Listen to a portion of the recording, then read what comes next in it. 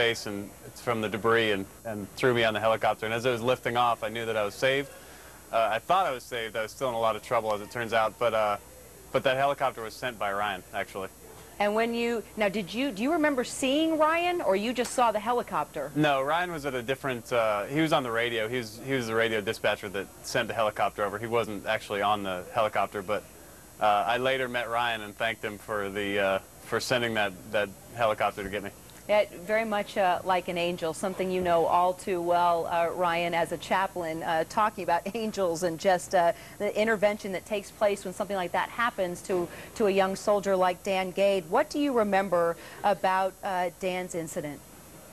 Well, as soon as we get a call, or at that time received a call, being a pastor back home, we had an immediate response that was set up with a prayer chain, and as soon as some of our Marines or soldiers or corpsmen were hit on the battlefield, I would activate a prayer chain immediately that would just let folks back home know immediately, we got one or two guys that have just been hit, please begin to pray for them. And I remember receiving Captain Dan Gade, and it was sometime in late afternoon on the 10th of January, and we just activated the prayer chain and began to really lift him up and pray that God would just do a work in delivering him to the doctor, and that when he received the care from the doctor, that the doctor would just be used in a mighty way to do powerful things and to touch his life and to save his life, and that's what happened. So.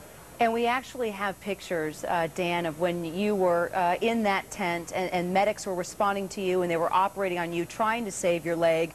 And we've got incredible pictures of people like you, Ryan, praying over the patients, reading the Bible, just holding the hands. I mean, it's so moving to look at the pictures and read your book. And I'm curious, Ryan, you write in your book that the burden I had as I moved the wounded was to pray fervently for God's healing touch to be on them and sustain them. It was sometimes more than I could bear. I found myself so mentally and emotionally drained that I could barely function. Then you talk about remembering holding Marines and other soldiers in your arms, praying that they wouldn't die, seeing the look of fear in their eyes as they realized their condition, seeing the toll on those around them as they saw one of their own placed on a litter or in a body bag.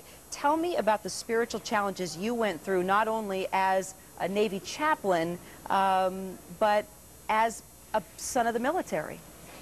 Well, and just real quick, I'm actually not a Navy chaplain. I'm a hospital corpsman, but I did serve with the chaplains and did a lot of work with them, and so saw a lot of that parallel thing. So I kind of wore the medical hat in moving folks as well as the spiritual hat. But going back to the spiritual element of it, the thoughts that would go across our mind is, how can I possibly handle even one more of our boys, you know, blown to bits or with terrible wounds or killed in action, or, you know, different things. And you wonder, sometimes you echo that same thought that so many people have, how can a God of love allow these type of things to happen? Where was God in all of this? And I can tell you that there were so many different incidents and different things that we encountered on the battlefield, Captain Gade's case being one of them, that should have had very bad outcome. But the circumstances were such that they were just absolutely miracles, and there were countless things that I wrote about in Reflections that were accounts given by so many people on the battlefield that they don't know why they're even alive, or how in the world they could have come through something like that. But really the only answer is the divine providence of God, and that His hand was working through the hands of the surgeons and the combat medics and the hospital corpsmen and all of those to bring about His perfect conclusion to a not so perfect situation. And so when we couldn't do anything, the only thing we could do is to look up and just know that God was there and He was with us and carrying us through those times. Dan, are you sometimes just amazed at the fact that you are alive and you are here and you were able to see your wife and your little girl again after that incident? Really, I am, Kyra, and it's just amazing. The stories that are in the book just continue on, and there are so many things that happened both in Iraq and then at Walter Reed that just shouldn't have happened. My uncle actually is a doctor, and he said one day after he left the ICU, he said, there's just no medical reason for Dan to be alive. And I know what the reason is, and it's because God wants me to be alive. And for what plan, I don't know, but it's absolutely for sure that that's the only reason, and all the doctors have said that. And Dan, you led these men and women. You were in charge of so many soldiers, and you dealt with these IEDs. You dealt with the loss of your comrades. How did you stay in the fight and put this all in perspective? And because you have one of the most amazing attitudes, I have to say, that I've ever encountered. Well, I appreciate that, Kyra. And I think that the real key is you can either believe that there's a higher purpose and then follow that higher purpose, or you can sort of despair and believe that this is the end, and that if you get killed that your existence just ends. And to me that's silly. And so I believe that there's a higher purpose. I believe that we're in Iraq for a good reason, and I believe that God specifically put me in charge of those men for a reason. And so it wasn't ever a question to me why I was doing what I was doing. You finally met the medic that worked to save your life. You came face to face with him. Ryan, you write about him in the book. We see pictures of him in the book. Tell us about what that encounter was like, Dan, and what you said to him, and what the conversation was like. Well, it was great. My wife hugged him, and she wouldn't let go of him for a little while. But I just told him, I said, you know, there's this, thank you is a word that has this meaning from, hey, thanks for the glass of water, all the way to thanks for saving my life. And I said, thank you for saving my life. And he said, sir, I was just doing my job, but God was really with us that day.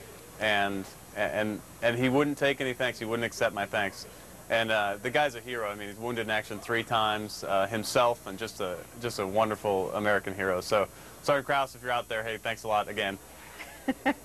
Ryan, what was it like to put this book together and to take people like Dan and bring him face to face with those who saved his life and prayed for him, and as you say, became a part of these prayer circles in such a you know, a heart-wrenching time for not only him but, you know, his loved ones, his family, Wendy, his wife, his little girl Anna Grace. I know we've got some great pictures of your family, Dan. Maybe, Ryan, you can talk about that whole aspect. I mean, you had to try and keep families believing that everything was going to be okay as well.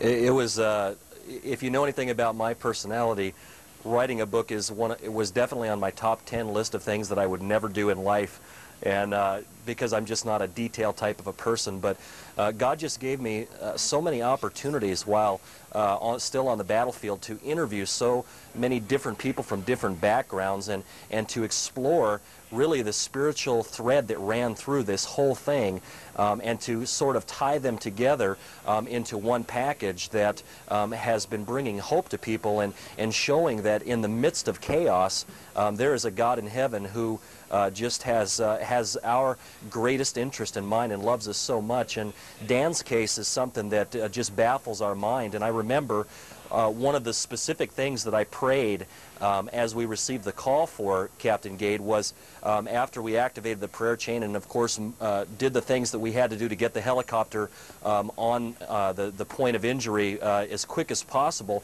was a specific prayer that I said, Lord, and also please work through the hands of the surgeon who will be working on Dan. And later on I had the opportunity to talk to Dr. Chambers, who was the Navy General Surgeon who was on the receiving end of the helicopter who received Dan, and I spoke to him and I said, how did you feel when Captain Gade came in and other wounded soldiers and Marines? And he said, it was as though God was working through my hands. Oh my gosh. So that was a specific answer to my prayer that I couldn't have choreographed any more perfectly. You know, to hear that come out of his mouth was so humbling to me and so moving to me, to see a specific word-for-word answer to my prayers and the prayers of so many at home. And there's so many stories like that that just run through the life on the battlefield while we were there. It just was certainly a very, very strong divine presence, and God's presence was just in every detail of everything that we did. Dan, when you woke up from being in that coma for a couple weeks and you finally got to see Wendy, your wife, and your little girl, that must have been a spiritual moment for you. It was a big relief. It was a big relief to know I was alive, and to see Wendy there was just fantastic. But you know, Kyra, this story isn't really about Ryan and I, and in my mind, it's really about the guys who are still over there fighting and laying down their lives every day for each other. We saw the the video from Operation Steel Curtain earlier, and those guys are just heroes, and my heart swelled with pride to watch them, and I just hope that Americans can get behind them and put aside the political garbage and really focus on those soldiers and Marines, and I'm just so proud of those guys. I'm really impressed. Captain Dan Gade, Brian Krause, Reflections from the Battlefield is the book, but even more so, it's been so wonderful getting to know both of you. Dan, I thank God every day that I sat next to you on that airplane and we started our conversation, because it led me to both of you, and just a wonderful experience for me. And I thank you both so much for your time on Veterans Day today. Thank you, Kyra. Thanks, Kyra. Thanks, guys. We're going to take a quick break and have much more live from straight ahead.